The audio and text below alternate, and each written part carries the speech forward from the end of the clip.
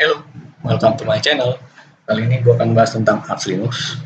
Install Arch Linux di command line. Seberapa asiknya itu? Let's enjoy. Nah, untuk kalian yang ingin coba, kalian butuh buat bootable di USB. Kalian harus download ISO-nya dulu, Arch Linux. Semua langkah-langkah awal untuk buat bootable di USB gue udah pernah buat videonya. Gue akan taruh di pojok atas.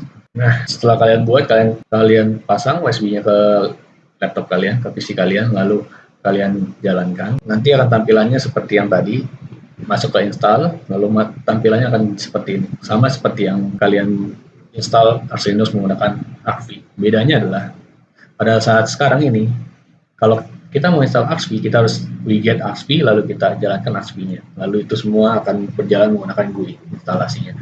Tapi kalau kalian menggunakan command line, kalian harus ketikkan command-command satu persatu. Oke, sebelumnya pastikan dulu kalian sudah connect ke internet. Kalian bisa ifconfig.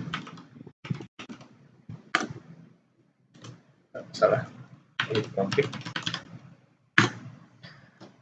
Kalau kalian sudah mendapatkan IP-nya, gue pakai Wi-Fi. Kalau kalian sudah dapat IP, maka kalian sudah connect. Kalian bisa juga ping ke Google. Kalau kalian mau, kalian ping google.com. Dia akan mereturn barisan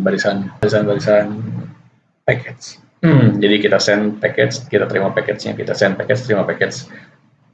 Kalau kalian sudah selesai, kalian bisa Ctrl C.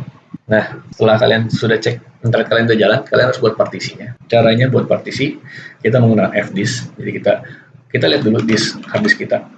Nah, di sini hard disk gua cuma ada satu, yang atas SDA itu besarnya 50 GB. Kalau kalian ada 2 atau 3, nanti akan keluar SDA 1, SDA titik 2 berapa giga, SDB titik 2 berapa giga, SDC titik 2 berapa giga. Tergantung dari berapa banyak hard disk yang kalian hubungkan ke dalam PC atau laptop kalian. Nah, kita pakai fdisk buat bikin partisinya. Pertama kita fdisk min SDA, karena SDA hard disk yang gue pakai adalah SDA partisi. Tapi kalau kalian ada 2 hard disk, misal kalian mau instalnya di hard disk kedua SDB, silakan. Jadi dev/sdb bukan SDA. Oke, kita enter. Nah, pertama kita lihat dulu list partisinya, ada partisi atau enggak. Sini gue nggak punya partisi sama sekali, masih normal, masih 0. Lalu kita create partisi baru, kita buat partisi untuk bot dulu. Nah, setelah kita create, kita buat P, karena kita buat partisi primary, lalu kita isi first partition. Nah, di sini kalian default aja 2048 first sectornya. Untuk last vectornya kita buat 1 GB, yaitu plus 024 ya. Ini akan menjadikan get a new partition 1 of type Linux and of size 1 GB. Jadi kita buat partisi pertama Linux, tipenya, dan size-nya adalah 1 GB. Oke, setelah itu kita buat partisi heavy. Pertama kita T dulu untuk change partition label. Nah, di sini ada selected partition 1. Setelah kita T, lalu kita EF. Ini untuk heavy. E besar, F besar. Nah, ini mengubah partition dari yang tadi ya Linux ke EF. Nah, setelah itu kita buat partition swap. Kita butuh swap kalau memori RAM kalian itu di bawah dari 4 GB. 4 GB juga butuh. Nggak usah besar-besar swapnya. Biasanya sih dibuat setengahnya dari memori kalian. Tapi kalau gua di sini kan memori gue 8 GB, jadi gue butuh paling 1 GB aja, atau 2 GB aja sih. Jadi nggak perlu besar-besar swap, kecuali RAM kalian itu memang kurang. Oke, ini kita buat new, N lagi, lalu kita buat primary, swap, second partition 2. Lalu kita buat first-nya kita biarkan default. Second partition-nya kalau kalian mau buat 4 GB plus 4 GB. Kalau kalian mau buat 2 GB plus 2 GB. Jadi tergantung kalian mau buatnya berapa banyak. Gue cukup 2 GB aja karena RAM gue udah 8 GB kok. Jadi gue coba betul swap 2 GB aja. Sehabis itu kita buat change partitionnya lagi dari Linux ke sini tekan 2. Defaultnya ada 2, memang 2. Sini swap itu 82. Nah, kalau kalian mau lihat listnya, kalian L, nanti ke list semuanya berapa banyak listnya. Nah, swap itu list ke 82. 82 ini kodenya ya, hex code yang ada di fdisk-nya buat ngeformat dari Linux ke Linux Swaps. Oke, sudah selesai swapsnya. Sekarang kita buat rootnya. Nah, berarti kita akan lagi, kita primary, lalu ini adalah yang ketiga, third partition, pakai default lagi sama. Nah, ini tergantung kalian mau buat partisi home atau enggak. Kalau kalian buat partisi home, kalian harus hitung besaran harddisk kalian yang tadi, yang udah kepake 1 GB sama RAM-nya berapa giga, swap-nya. Kalau 1 GB tadi gue buat FY 1 GB dan swap-nya 2 GB, berarti masih ada sisa sekitar 47 GB. Nah, itu kalian harus setengah lagi untuk home. Karena gue nggak pakai home, gue langsung pakai root.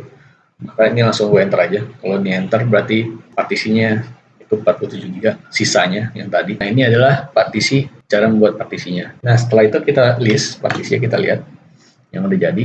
Nah, ini kalian bisa lihat partisi gue ini udah ada SDA1, SD2, SDA3. SDA1 itu untuk EVI sebesar 1 GB, SDA2 itu untuk swap sebesar 2 GB, dan SDA3 itu terakhir itu buat root sebesar 47 GB. Nah, setelah kalian sudah yakin, kalian tekan W untuk save partitionnya. Oke, ini berarti setelah, kalau kalian dari sini berarti kalian sudah kelar. Kalau kalian mau lagi, kalian bisa fdisk -l. Nah, ini akan keluar kayak tadi tampilannya. Oke, sekarang setelah itu kita create file system. Nah, karena gue pakainya BIOS bukannya UEFI, maka gue harus format berdasarkan BIOS bukan UEFI. Jadi kalau gue pakai BIOS berarti gue pakai mkfs x2 /dev/sda 1 untuk EVI-nya, lalu mksf extension 4 ini untuk root-nya, sda3 root. Oke, mkswap maxwap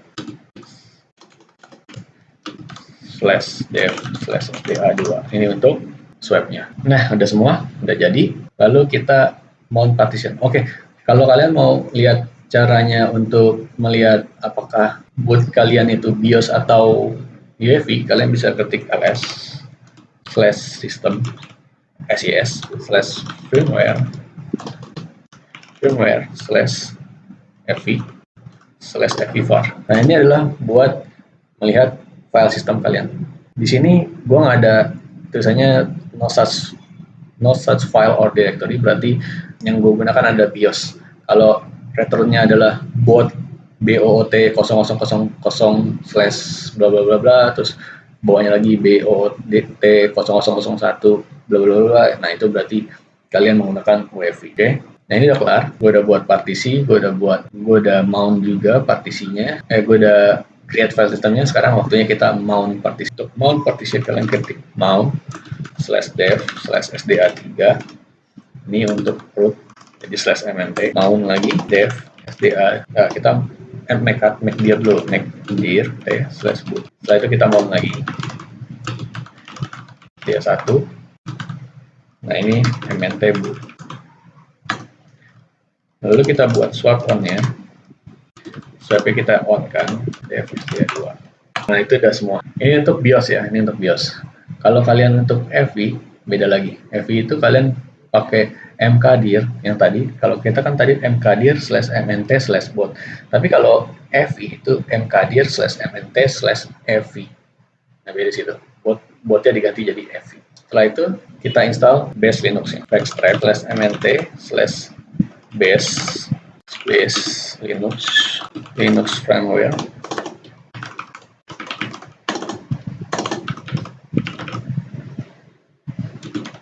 NetTool, Network Manager, OpenSH, SSH, V. Nah, ini kalian download semua file yang ada di download base file di Arch Linux-nya. Jadi ini untuk download base file Arch Linux. Oke, kita tunggu. Ini dia lagi refresh repository. Nah, download size-nya adalah 349 MB megabyte. Totalnya setelah di-download dan diinstal itu sebesar 1,2 GB, 1,3 GB, 1299,96 MB. Itu kalau kita totalin jadiin ke giga ya 1,3 GB. Nah, ini tergantung dari koneksi kalian. Ini gue tes pakai Bayunya gue pakai yang 25 GB. Jadi bukan yang unlimited tapi yang 25 GB. Kita lihat seberapa lama ini install ya.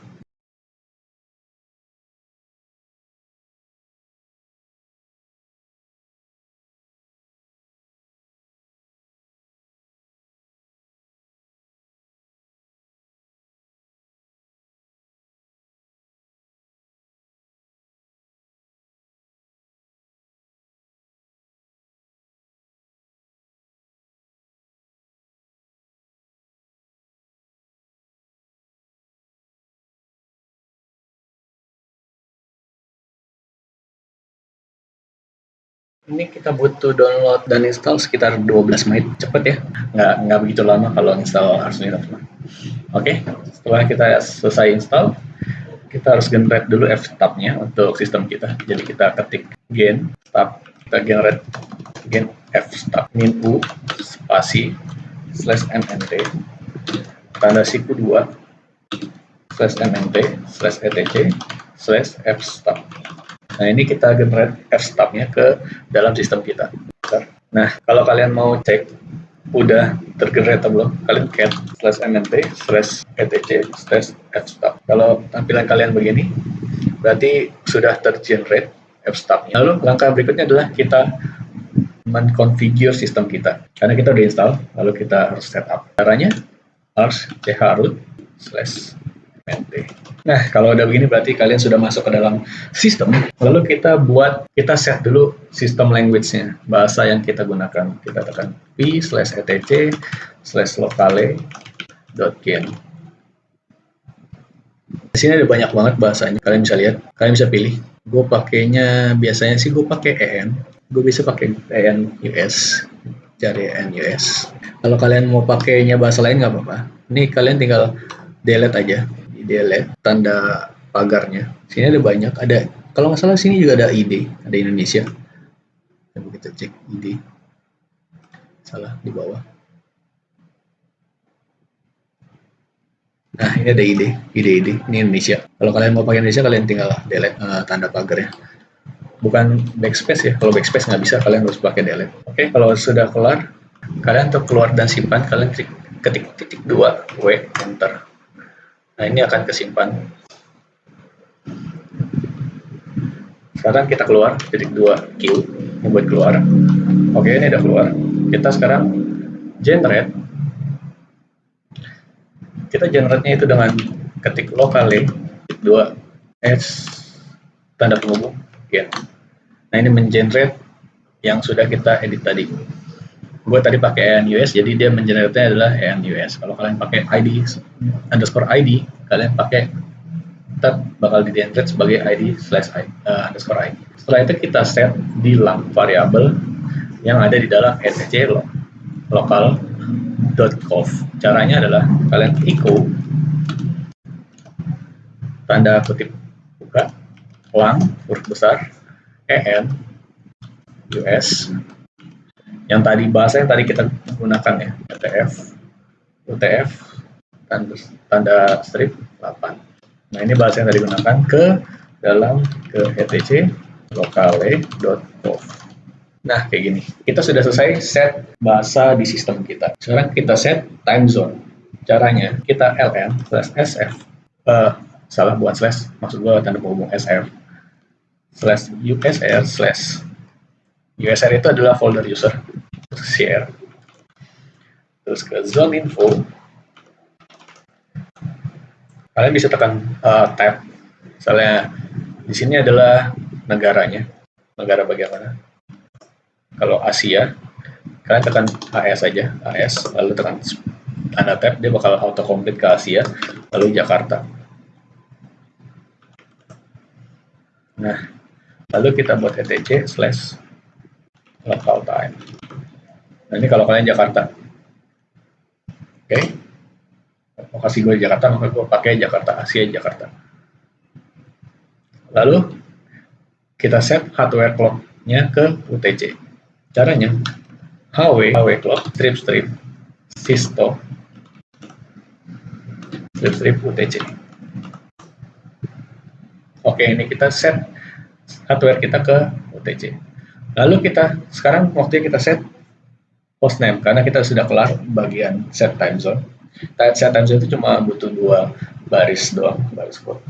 Nah, set hostname ini caranya kalian echo ini kita cetak di dalam file etc/local hostname. Nah, di echo ini adalah nama yang akan kita pakai. Kalau gue adalah Denny etc hostname. Nah, sudah kelar. Sekarang kita set passwordnya. Kalau kalian mau set password tinggal password. Tapi kita disuruh masukkan new password. Kita ketik ulang lagi password yang tadi kita masukkan. Oke, sudah kelar. Nah, Linux membutuhkan bootloader. Jadi kita harus install bootloadernya untuk masuk ke dalam Linux, ke dalam Arch Linux kita. Oke, caranya kalau kalian pakai BIOS, tinggal ikutin gua. Pacman -s group. Kita download dulu grupnya. Kita nggak perlu pakai sudo ya, karena ini kita udah sebagai admin, jadi kita nggak perlu pakai super user karena akses kita udah tinggi. Oke, kita download. Setelah download, kita install grup install. Installnya di mana? Installnya adalah di hard disk kita. Kalau tadi kalian pakai SDA. Kalau pakai SDB, SDB. Oke, kita install di hard disk kita. No error reported, berarti kelar. Sekarang kita grup nkconfig info /boot /group /lagi group.cfg. Sudah done. Nah, ini berarti kita udah kelar install grup bootloader-nya. Nah, kalau kalian yang pakai UEFI itu kalian harus download EFI Boot Manager. Jadi setelah kalian pacman -s group, ada lagi yang kalian install, berarti space EFI boot mgr. Perintah untuk EFI dan BIOS akan gue taruh di kolom deskripsi, jadi kalian nggak perlu khawatir. Atau nanti akan gue tampilkan juga di layar kalian juga. Jadi kalian, pokoknya kalau kalian install ini, kalian harus simak baik-baik video yang udah gue record ini ya. Oke, ini udah kelar, berarti kalian tinggal exit. Nah, ini udah ke exit, kita tinggal reboot. Nah, ini adalah tampilannya. Ini adalah grup yang tadi kita install. Kita pilih Arch Linux. Grup ini juga berguna kalau kalian ini pakai dual OS, dua OS atau 3 OS atau 4 OS, kalian butuh grup itu untuk pemilihan OS. Oke. Nah, kalau kalian udah lihat tampilan ini, berarti kalian sudah berhasil install Arch Linux. Caranya untuk login ke dalam sistem kalian adalah kalian pakai root. Passwordnya adalah yang tadi kalian masuk. Nah, ini udah masuk ke dalam root. Karena tadi kita nggak buat user ya. Tadi kita cuma ketik hostname doang untuk nama sistem kita. Tadi udah tuh Denny Tamjaya. Nah, ini sudah masuk. Kalian bisa fully mau ngapain aja kalian bisa. Kalau bukan buat install Arch Linux, jadi kalian bisa pakai yang ini, cara ini atau cara ArchPy, itu bebas, kalian bisa tentukan sendiri. Sampai sini dulu. Video selanjutnya gue akan bahas lagi tentang Arch Linux. Mungkin gue akan bahas cara untuk buat desktop environment-nya, install desktop environment di dalam Arch Linux ini. Oke, stay tune terus. Gue akan share lagi. Nanti akan gue upload secepat mungkin. Jangan lupa kalian like kalau kalian suka, dislike kalau kalian tidak suka. Share ke teman kalian kalau teman kalian ingin mencoba Arch Linux. Dan terima kasih. Semoga video ini berguna untuk kalian. Sampai ketemu lagi di video selanjutnya. Bye-bye.